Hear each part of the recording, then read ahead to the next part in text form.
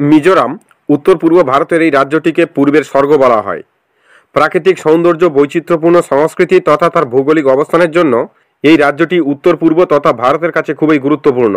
হাজারো বছরের সমৃদ্ধ ইতিহাসে সমৃদ্ধশালী এই রাজ্যটিতে নানান সময়ে বহু শাসক শাসন করে।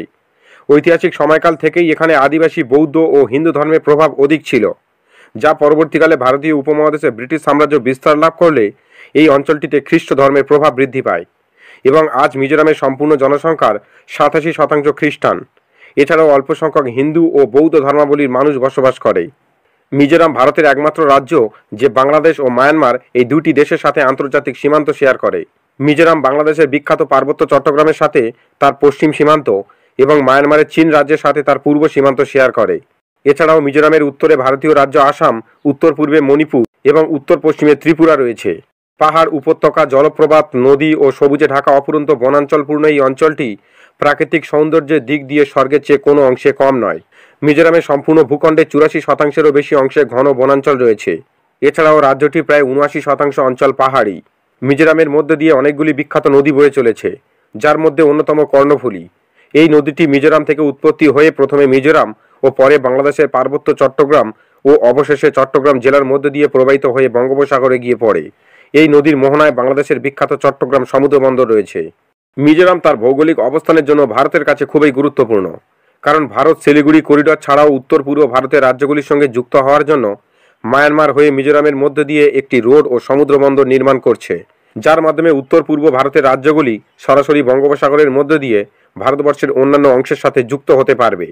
এছাড়াও এই সমুদ্র বন্দরের মাধ্যমে পৃথিবীর অন্যান্য দেশের সাথে সরাসরি বাণিজ্য করতে পারবে।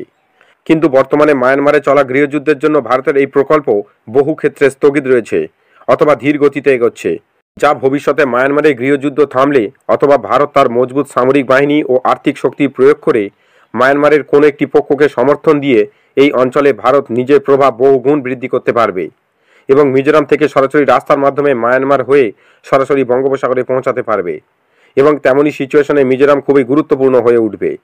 মিজোরাম তার ভৌগোলিক সৌন্দর্য ও স্ট্র্যাটেজিক গুরুত্বপূর্ণ ভূখণ্ড ছাড়াও রাজ্যটিতে ধান, বিভিন্ন ফল সহ নানান কৃষিজ পণ্য উৎপাদন করে। আইজল মিজোরামের রাজধানী এবং এই রাজ্যটিতে 12,52,000-এরও বেশি মানুষ বসবাস করে। মিজোরামের সম্পূর্ণ জনসংখ্যার 83.4% মিজো বা জো উপজাতির মানুষ রয়েছে। এছাড়াও 8.5% চাকমা ও 3% ত্রিপুরী সহ অন্যান্য উল্লেখযোগ্য সম্প্রদায় রয়েছে। ফাওংপুই মিজোরামের সর্বোচ্চ স্থান, যার উচ্চতা 2210 মিটার অথবা 7250 ফুট।